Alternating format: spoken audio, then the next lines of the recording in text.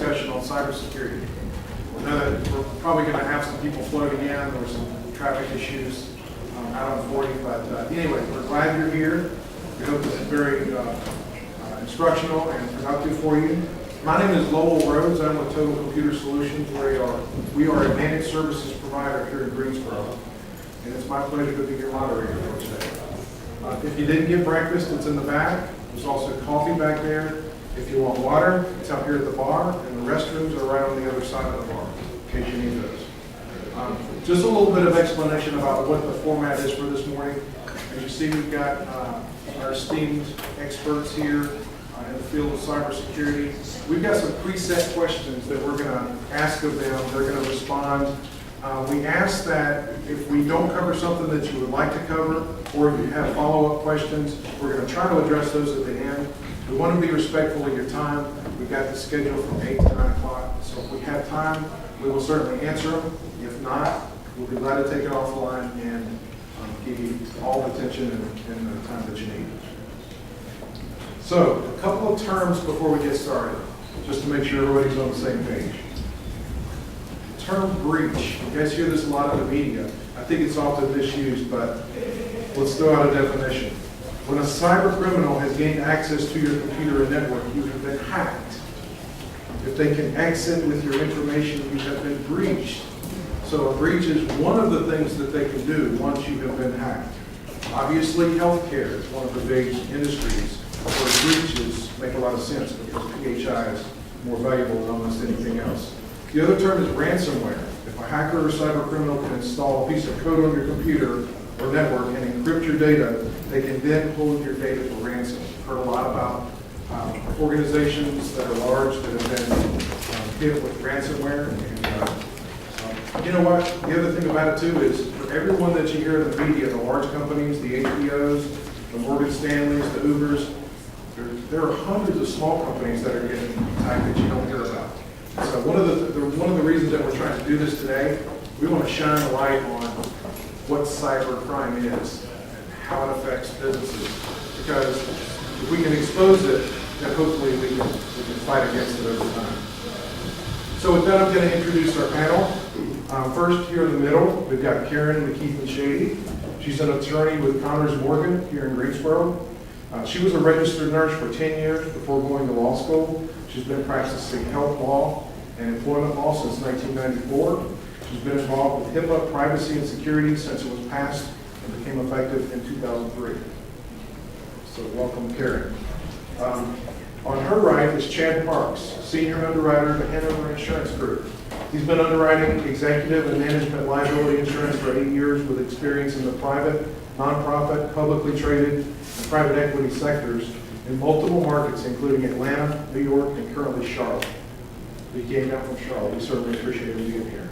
And finally, Barry Utesh, president of Total Computer Solutions, has a degree in information systems from UNCG and is the founder and president of Total Computer Solutions. He's been helping businesses with their computer technology for over 32 years. So with that, we're going to get started. Again, I'm going to ask these questions of them. If you have follow-up questions, please hold them to the end. We will certainly try to address. Okay, panel. I'm a small business. Do I really need to be concerned about cybercrime? Aren't they going after bigger companies? And we'll start with Karen. Can y'all hear me without this microphone? Because I'm on. First of all, I want to tell you I went to law school at 15, and I was a genius, so I seem to be the oldest one in the panel, so I have to make sure I clarify that. Since all the dates were given for when I went to school and graduated, so let's clear that up. Common sense tells you, of course, it doesn't matter if you're a small business. Most laws were made for a certain reason, and they do not specify how big you are, how small you are. I do a lot of work with healthcare, and because of the data that healthcare providers have, it is very rich for hacking, and the fact that healthcare providers have not caught up with some of the technologies. And when I say providers, I mean some of our smaller providers. But it's so rich with data that it's a perfect opportunity for hackers. small doesn't mean they're not gonna go after themselves. Okay, Chad? Okay, you're welcome. Yes, excuse me, so kind of second what Karen said, I mean, we've seen a trend, at least on the insurance side, with our clients that, hackers are actually starting to target specifically smaller companies. I mean, everyone hears about the Home Depots, the Lowe's, the Targets of the world, and a smaller company may say, they're not going to come after me. It's actually quite the contrary. Those larger companies are deploying millions of dollars of capital and a significant number of employees to protect themselves against cyber breaches and hackers, where the smaller companies are not. And the cyber criminals know that. And it's much easier it's a softer target for these smaller companies who may have one or two IT guys on staff versus the Targets of the world who probably have hundreds of employees and spend millions of dollars a year on cybersecurity. And also, I mean, the exposure that the company has, if you conduct any business online, any transactions online, you'll be a target. If you hold any private data, I mean, your employees' social security numbers, their 401ks, payroll, those are all things that cyber criminals will target. And that's, those are things that 9 out of 10 companies have. So, as Karen said, it doesn't really matter the size of the company. In fact, you've seen a trend that cyber criminals are targeting smaller businesses.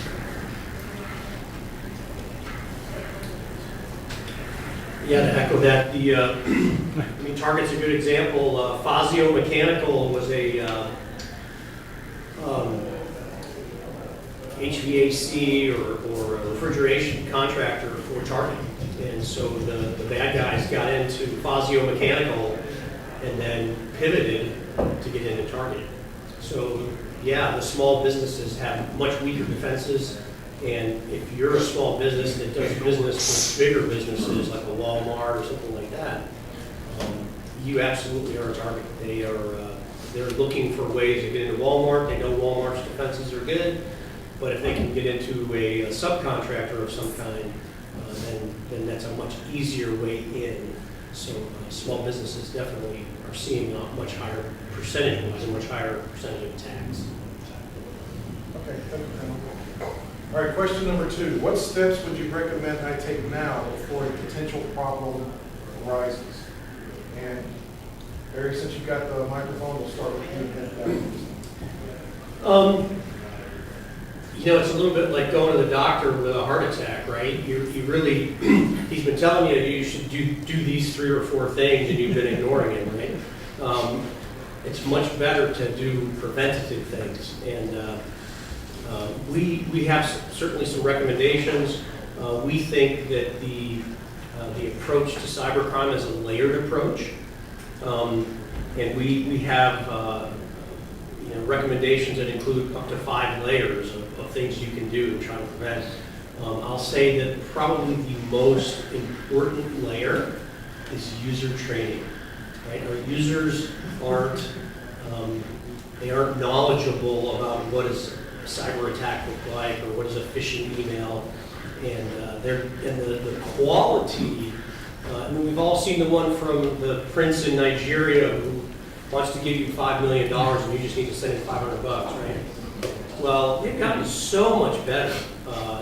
The emails that you'll get that really will easily fool you. And your users can be trained to be suspicious and to stop and to think before they click. That's one of the most important things that you can do. And I'm just going to talk a minute about there's really 3 big laws that we have to look at when we look at what requirements and HIPAA, which most of us are aware of every time we go to our doctor. I would caution you not to just sign that paper, but look at what their policies really are, because you're signing that paper saying, I have read these policies and you can do with my data what you want. So make sure you understand what they can do. The other one is Graham-Leach-Riley Act with financial institutions, and then also the Homeland Security Act. And those are our big security laws, and those are kind of where as Barry was saying, a lot of your programs, compliance programs need to come from. And when I say that, you don't necessarily have to have some huge in-depth program if you're an office of 3 folks. You just need something where everybody understands how we do things, how you sign in, passwords, those kinds of things, some basics. And you're usually, if you're a small shop, you can get whoever's doing your computer systems to just give you some guidelines and put those in place. If you're part of any of those other institutions that are governed by those laws that I was just talking about, you have specifics you have to follow. So, and now we're having to deal with I can never remember the name, but it's General Data Protection Regulation out of Europe. And anybody that does business with anyone in Europe has to have these guidelines in place. So anybody that does any internet business, it's a must, and those are very specific. So Europe's ahead of us. We'll see, probably there's going to be a trend for something like that in the U.S.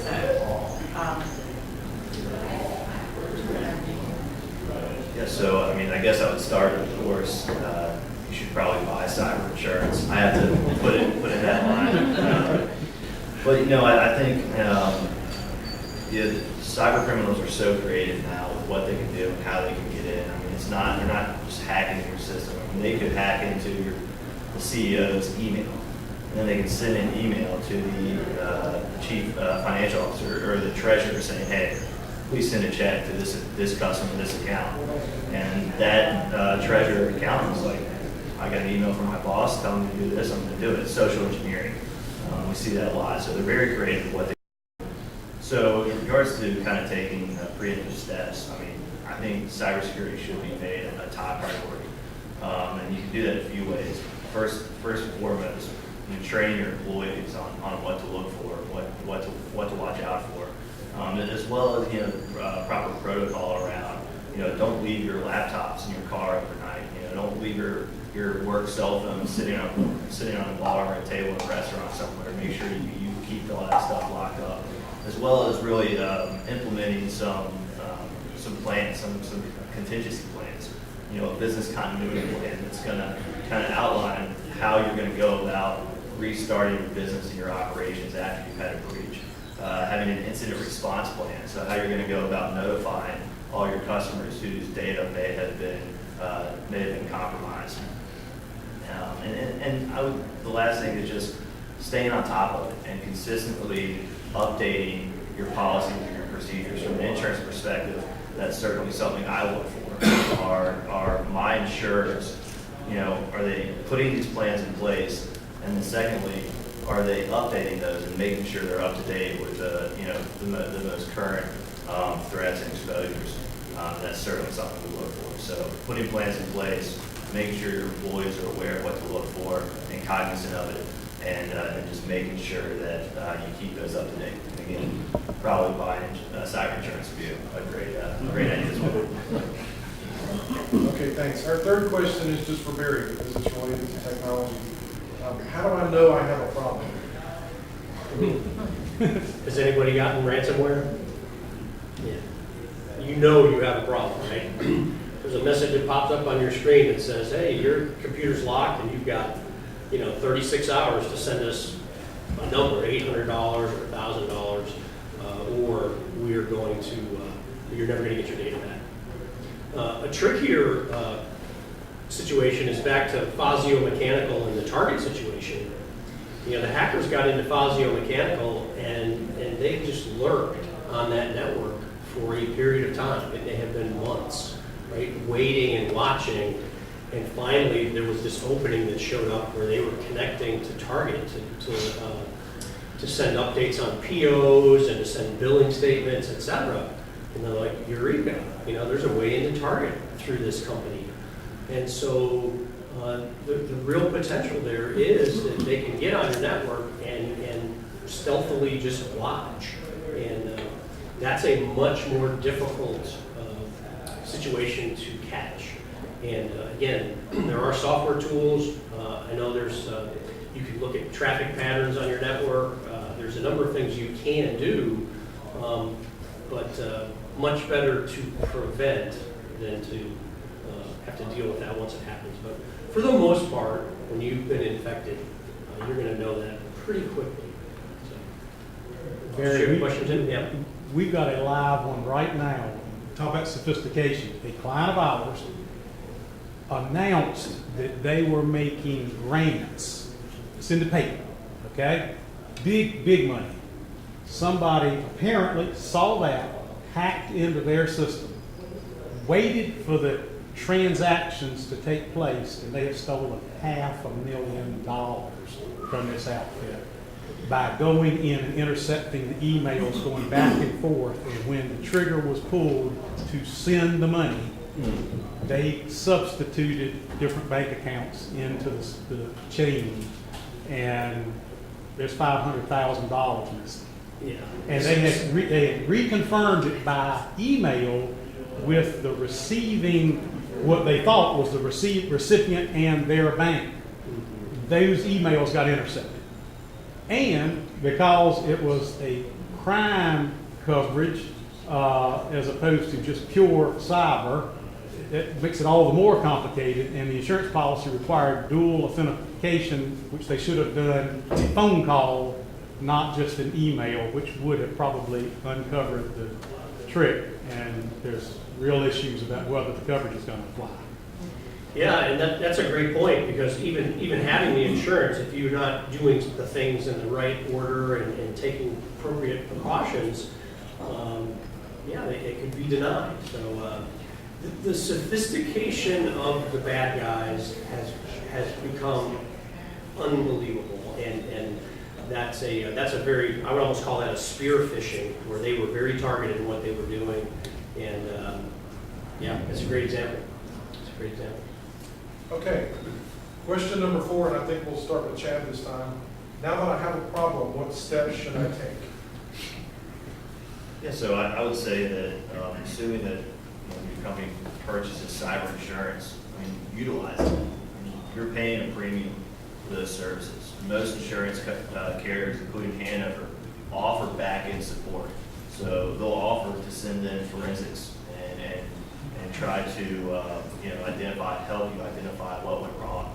And a suggestion I always make is, if you've had a cyber breach, you should look at it as a crime scene, right? So I don't know anything about police work or investigating. So if there's a crime scene, the only thing I'm going to do by going in and putting my fingerprints on everything is make it harder for the experts when they come in and try to figure out what happened.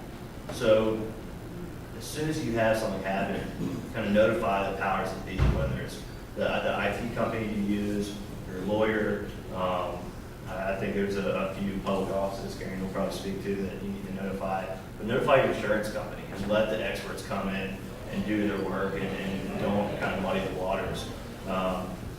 So I would just, I would say that's probably your first call, and don't try to figure it out on your own. Let the experts do it. Let the insurance company, let them provide the services that you're paying for, and that insurance premium to come in and help you. Well, I'm gonna say call your lawyer first. And then the lawyer will decide who else we call. But I agree, treat it like a crime scene. The other thing is, make sure that if you are under HIPAA, Graham Raleigh, any of these others, Homeland Security, you are supposed to have a process in place if there is a breach, and you better be following it. Because the first thing that the federal government is going to ask is, what are your policies? What did you follow? What did you do? So make sure that you have those things in place, and you do notify either your lawyer or whoever if you have, if you're a big enough organization that you have a chief information officer, somebody heads the ship, and you get all your ducks in a row and figure out what you do, because you don't want to notify, yes, according to law, we have to notify certain governmental agencies, but those of us that do this all the time, we notify them in a certain way and give them certain information. We don't jump the gun. Now the FBI wants to be notified if it's ransomware. So and that's not a bad thing. They're trying to see where these little pockets are coming in. So there's a lot of different agencies, and I can't stress how important it is to make sure that you have a plan in place. Because under HIPAA, for instance, it is very significant how the process works. And if you don't do certain things, then fines come in. So, and I have to stress to you too, cyber liability does you no good if you don't read the policy and understand the process.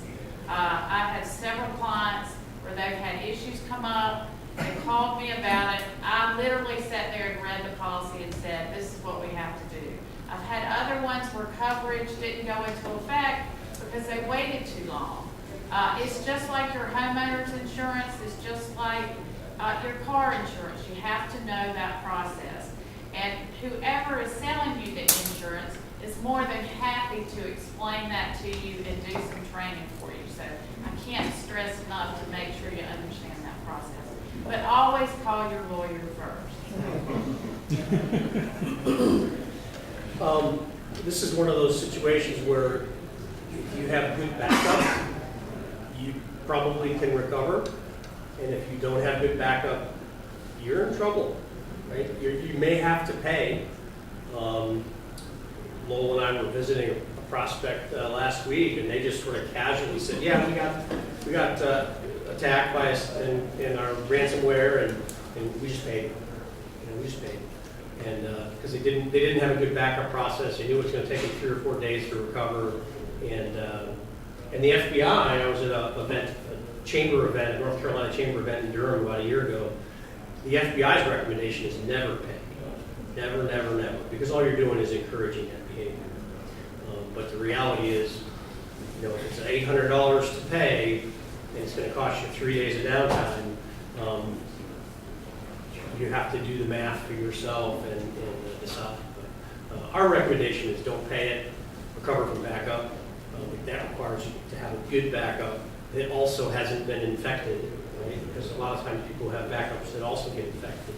And so it's... Good, thanks. Question number 5, what things can I do on an ongoing basis to minimize my risk? Let's start with Karen.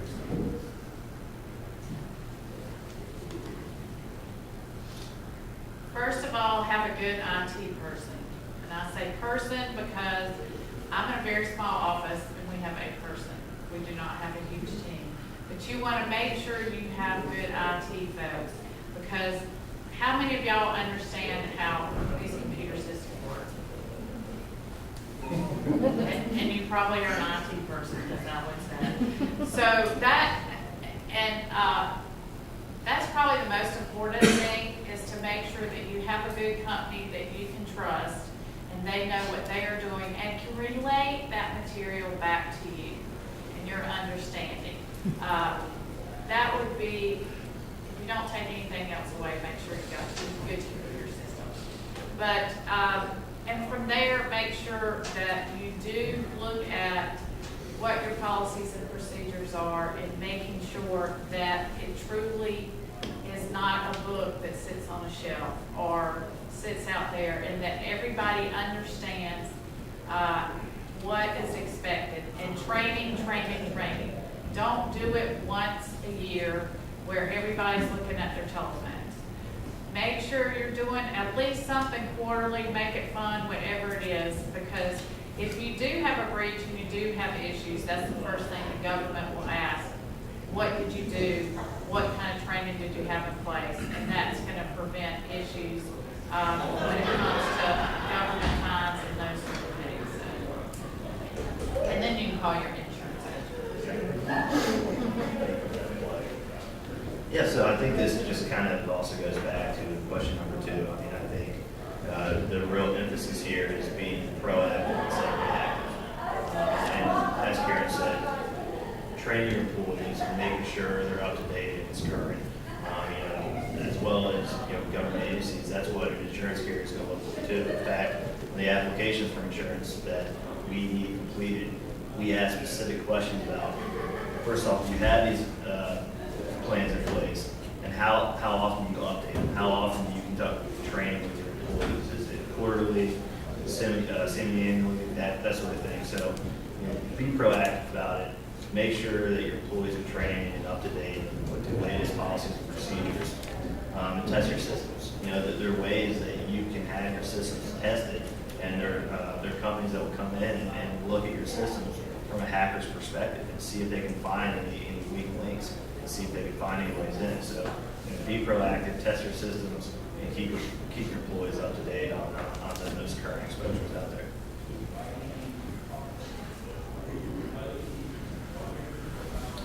So what we do at our office, we have an online tool, and every week we send one email to every employee that is a fake phishing email, right? And when we first initiated this tool, we also, each employee had to do 15 minutes of training monthly, right? We did that for the first year. Now we've switched that to quarterly. But it's amazing how when they are looking at their list of 20 emails in the morning, they're thinking, well, one of those could be from boss, and it's a fake phishing email. If I click on it, he's going to know it, and he's going to come and have a conversation with me, right? They slow down. They just slow down. They're more methodical as they look at their emails. And we recently deployed this tool in a fairly large company of about 300 users.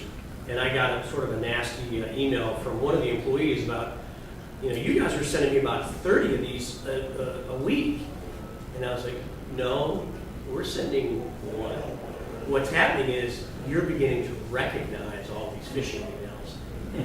And so it's not that you were getting them before, you just didn't recognize them as such. And so again, I think the training component is still the thing, and it's so inexpensive. There's really no excuse not to do that. So there's a catchphrase out there, creating a culture of security.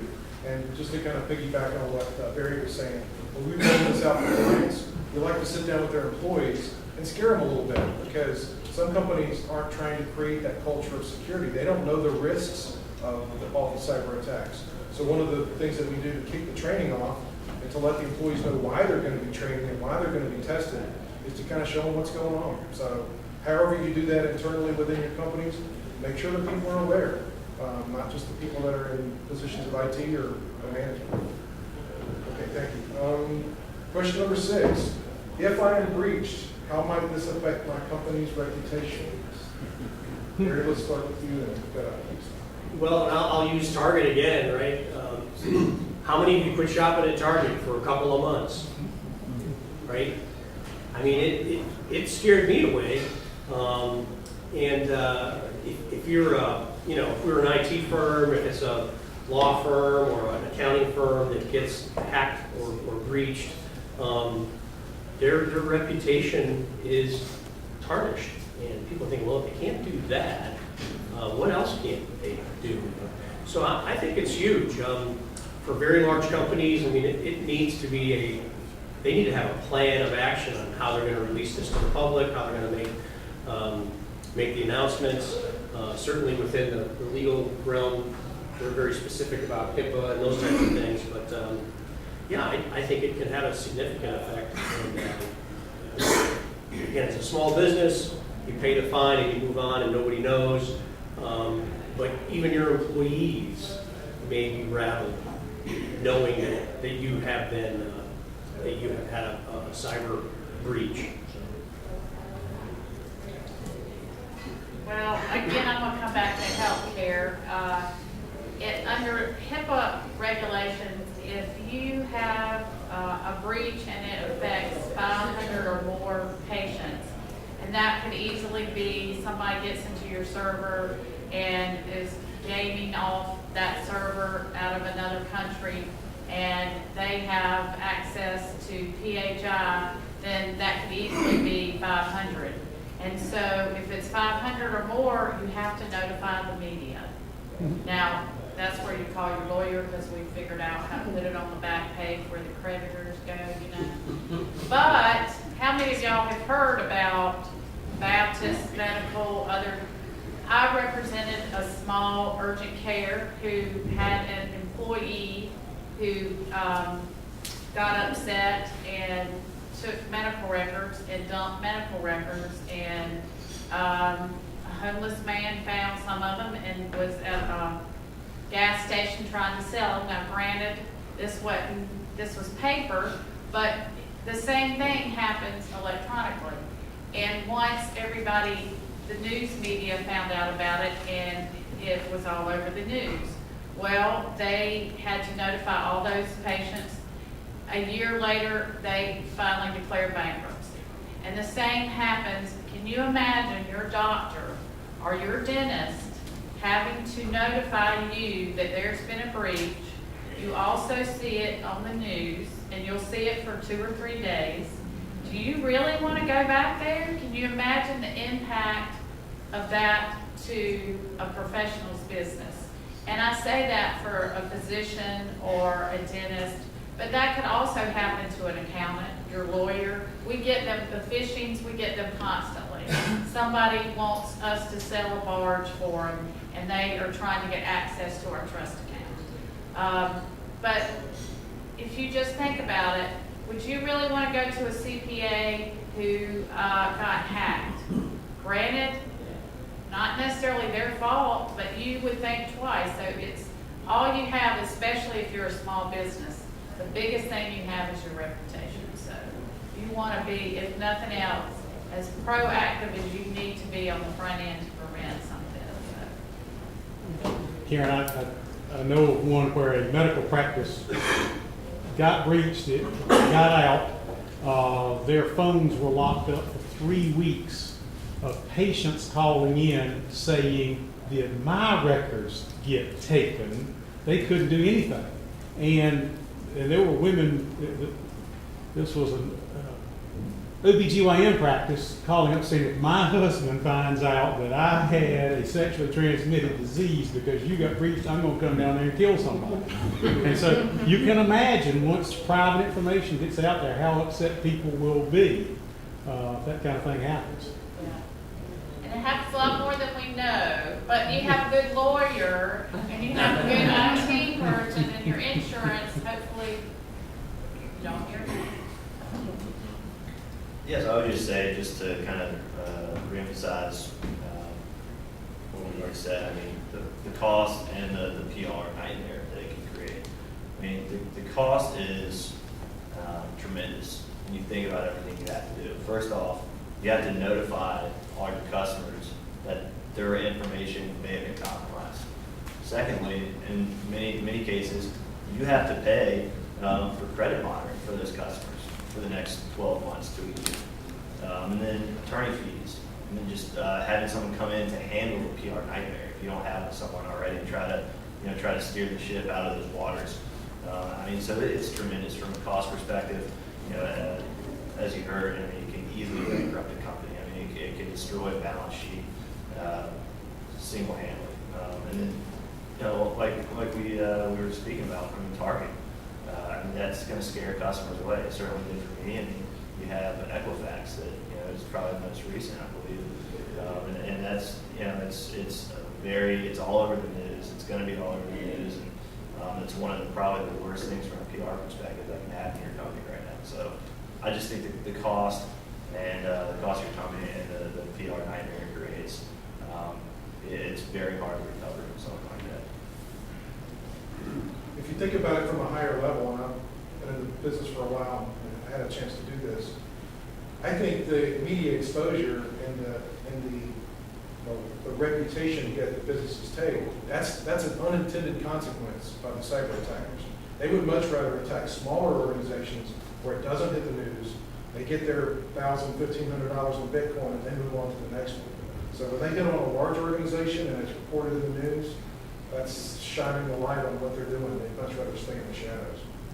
But keep that, it's another reason that small businesses are a much better target. My clock says 8:45. If we have any questions at this point, we'll be glad to take them. Thanks. Sir. Yeah, I have a question. What does the law say and do about fish orders? I mean, I'm thinking, they ought to have jail time for Pete's sakes if they find out who you are. Well, and there is a difference between civil and criminal, and a lot of them are criminal. The problem is, a lot of those folks are in another country. A lot of that is going on, and it is tough to follow, but yes, they're cyber crimes. And the FBI that's one of their big targets right now, is looking at cyber crimes. So, but it's hard to find them and hard to punish them because of the fact that some of them are not, a lot of them are going on in other countries. Have there been any cases where the guy's been caught and been prosecuted? Oh, yeah, there are all kinds of cases. I'll let Barry maybe. Yeah, there are instances where cyber criminals have been caught. Usually, again, they're overseas, and so, you know, the ability to really prosecute them is hindered by that. What's interesting is, if you go back 10 years, to be a cyber criminal, you really had to know how to write code. You had to be very technical to be a cyber criminal. Today, all the tools that you need to be a cyber criminal are available on the black market, if you will, the black web or the dark web. So if you wanted to, I can set you up as a cyber criminal for about 15 grand. So it's not hard to get in that business. And you start buying lists and start sending emails. So it doesn't take a nation state anymore to be a cyber criminal. It can be an individual, some 18-year-old in Bosnia. Now, having said that, again, the chamber event I was at in Durham a year ago, they said that nation states really is the next wave. So, and again, I won't pick on North Korea, but they're an easy one. They can deploy hundreds and hundreds of people to be cyber criminals, and it's a way for them as a state to make money. And again, if they're doing it, the resources that they have at their disposal. And the other thing is organized crime. They're using this as a way to. It's much less risk for them, and so it's. Yeah. Good question. Any other questions? Yes, sir.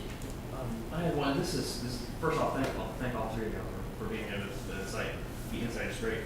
I'm with Trident Radiology Associates, so I work with we have about 50 radiologists that are both my clients and my bosses. So I have to, as a network administrator, I have to kind of educate them on, hey, this is cybersecurity, and short of a ransomware accident, which we had about 18 months ago, is there a way that I can appeal specifically to medical professionals in a way that is not overblowing them technically, but also not, clearly coming off as barney style, informing them of best practices, the realities of IT security, thing like that. Is there a specific way, especially Kathy, that you've seen being in the medical field, that works for medical professionals? They respond to this kind of approach. Well, if they didn't respond to the ransomware, honey, you might be in trouble. They did. They responded I would say very well. But because it was 18 months ago, now it's like, wow, we haven't had an incident. Memories are short. Well, Exactly. if you go on its Office of Civil Rights and for Department of Health and Human Services website, they have a website that tells you all the HIPAA breaches, how much it cost, what the fines were. It tells all the details. And that's what happens if you have a HIPAA breach. If you have a HIPAA breach, then the first thing that you have to do is investigate, and you have to notify Department of Health and Human Services. And if it affects 500 or more, you immediately have to notify all of those patients. Now, if it's ransomware, the OCR treats it as a breach. So if you have ransomware now, you have to treat it like the PHI has been released release for all your patients. So you can imagine how expensive that is, because most systems, especially a radiology, we're talking about thousands and thousands of patients. So again, you have to notify all those people. The other thing is with your, I hope y'all have cyber liability as well as criminal, but because you want both aspects, not just the cyber. But whoever's doing your HIPAA needs to also be doing it for the physicians, because that is always a problem. In my experience, you're preaching to the choir, because a lot of times you're educating your employees, but the top didn't listen. And so you've got to figure out a way to get those doctors and educate those doctors, because they need to understand. There's a Verizon data breach study that, and I'm happy to talk with you offline and tell you, that's got lots of data about the breaches that occur, not even healthcare, but all of them that occur daily, and the cost of what happens with a breach. So, but they're, you know, as I said, the whole ransomware, that should be everybody's nightmare. And the other one that just occurred is their Allscripts, who does the majority of EHR in this country, a huge. They were hacked, and we're talking about people's electronic medical records. Somebody could get into, and we're talking about millions and millions, similar to what we had in California with Anthem. And that stopped, and I don't know what your EHR is, but there were a lot of physicians' offices in town that literally were down for a week to 2 weeks. Right, because it's the Allscripts Right. data center. Allscripts houses all their information in a data center, and you attach to that. And so we actually, one of our guys was somehow or other on your email list. And so, yeah, it was several weeks of unaccessible medical records. It was like Amazon getting a virus. So, I hope I answered your question. I think I went round and round. Well, we have the same problem with attorneys. So no, they want all their employees to do the 15-minute training a month, but I'm smarter than that, right? And again, I'm not picking on them. Their time is very valuable, but they're just as susceptible as any of the other folks in their business. So it really is important that it's driven from the top and that everybody participates. And I find healthcare is worse, because I'm an attorney, of course, because of the fact that we're doing all this texting. We do texting, we're sending emails out, we're doing all this remote. And what do you mean there's a problem with me texting about a prescription? How could that be an issue? And can I send this email? And it's a huge issue. It can really, it makes that PHI very vulnerable, so I feel for it. And kind of reemphasize what Karen said, I mean, I think Could you use the microphone, please? Sorry, oh yeah, absolutely. So there's so many examples of cybercrime out there, so I think that's a great way to get their attention, and also to kind of show them from a cost perspective, because obviously the leaders of an organization, that's going to be high on their, on the priority list. You can buy $1 million of cyber insurance for, $3,000 to $4,000, and you show them that number relative to what it's going to cost them if they had the breach.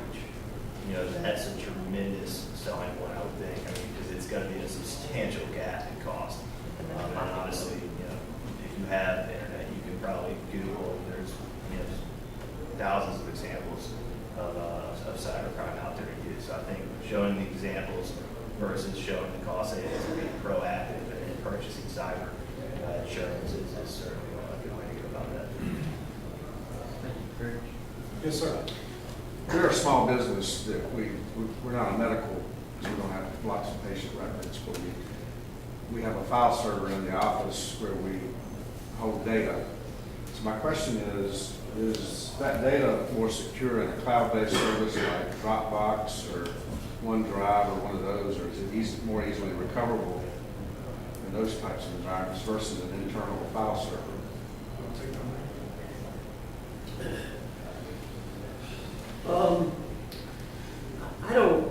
I wouldn't say that there's a significant difference one way or the other. You know, Dropbox, OneDrive, they kind of sync, right, between your PC and the place in the cloud. So if you get ransomware on your PC, right, then it's going to sync those files up. So you're still susceptible. Now, you may be able to go back to a previous version and be able to recover from that. You know, some of that depends on your backup solution in the office. You know, if you're backing up to an external hard drive or a couple of external hard drives that are physically attached to that server all the time, as soon as ransomware crawls the server, it's going to crawl the backup. And so from that standpoint, if that's the way your setup is, I would say, yeah, Dropbox or OneDrive would be more secure for you. But yeah, it really depends. The Dropbox is going to have sophistication and security people that are constantly watching their servers that you're not going to have. So you know, the cloud versus on-premise, my inclination is to say the cloud is probably safer than the typical small business. But again, there's lots and lots of factors that go into that, so I hate to say that too definitively. So, That's why you need a good computer company. Yes, sir. As a follow-up question, suppose we do everything you said to do, we have the backup on cloud, and then we got a ransom note, but we have everything backed up. Is it best to ignore it, or what? well, so when you get the notification that your hard drive has been encrypted, the question then for you as a business is, okay, it's going to take me, you know, 4 hours, or it's going to take me 2 days to get my data back, and it really depends on how big your data is. And so if it's going to take me 2 days to recover my data, and it's going to cost me $800 to pay the ransom, you kind of have to decide. Again, personally, I would recover. I would go and recover from backup because I don't want to pay those guys. And that sort of just sticks in my craw wrong. Right? So I don't want to pay them, even though it's going to cost me more to restore from backup. I would rather do that than pay them. And there's no So then do guarantee. you ignore them? Well, and there's no guarantee that the software product's gone from your network as well. Whereas if you restore from a backup, now I can say, okay, well, I know that I've eliminated that as being on my network. This is what happened to us. Somebody tried to intercept an email, tried to redirect payment that we made to another bank. We caught it, we verified that, you know, we didn't do it. We stopped it. I reported it to IC3. Is that my only report? I reported it, said we had an attempt fraud, and then absolutely nothing happens. Also, we got hit by ransomware. Okay, no big deal. We isolated the computer and had it. We went back and totally restored all of our stuff, and 35, 45 minutes later, we're back and running in business. And still, because we have no money exchanging, nothing of that nature, is there anybody else reported to besides IC3? The FBI, notify the FBI because they want to know, especially with the ransomware, and you're not in trouble, don't look at it that way. They just want some basic information as to where, what kind of systems, and what they're trying to do is figure out, because they've seen that there's pockets where these different cyber criminals are going into. Now, if you do have insurance and you have cyber insurance, you might want to notify your broker just to say, and I say broker because I notify the broker for everything.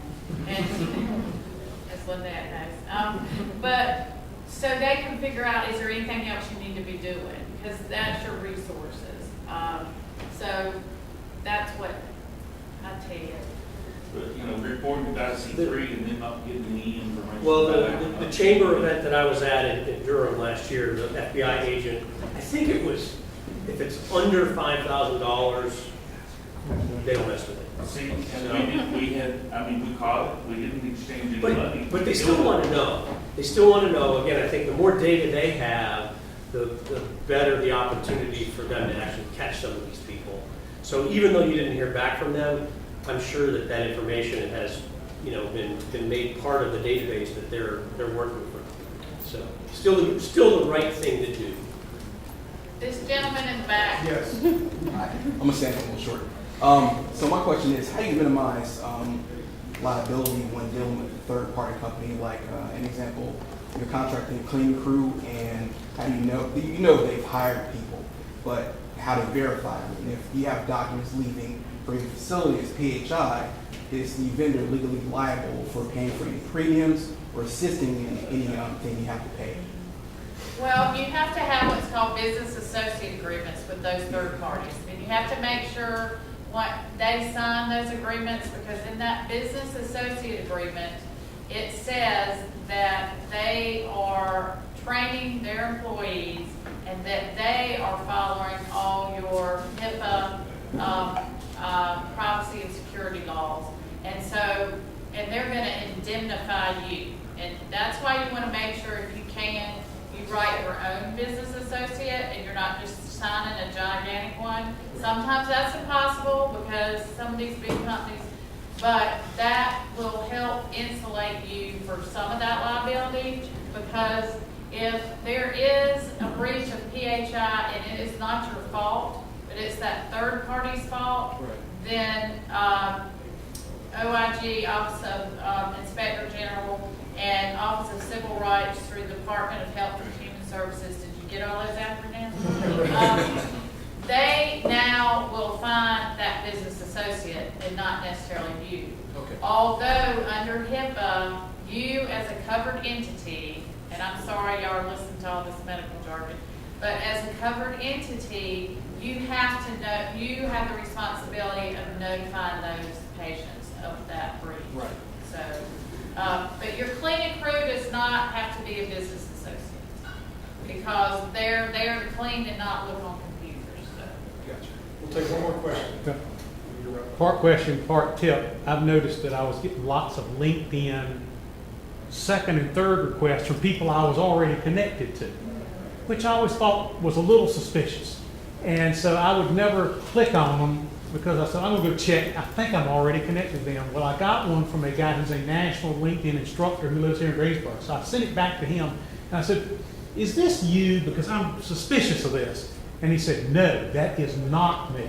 Do not click on that. That is the latest thing, because they think you will just click on it thinking, oh, well, I need to link with Barry. I haven't talked to him in a while, and it's a way into your system. Yeah, I would say, as a rule, I never click on a link in an email. Whether it's banking, whether it's LinkedIn or Facebook, anything. I go to the source, I go into my bank and see, because I had a notification, actually a text notification about something from Wells Fargo. And I said, that's interesting. So I logged into Wells Fargo, and there was no notifications in Wells Fargo. So, I mean, it's just amazing the number of creative ways that they're attempting to breach our security. So, Guys, we need to conclude our discussion. We promise to be respectful of your time. Let's thank Chad, Karen, and Barry. We'd like to thank you guys for joining us, and if any of us can help you in any way, we will do so.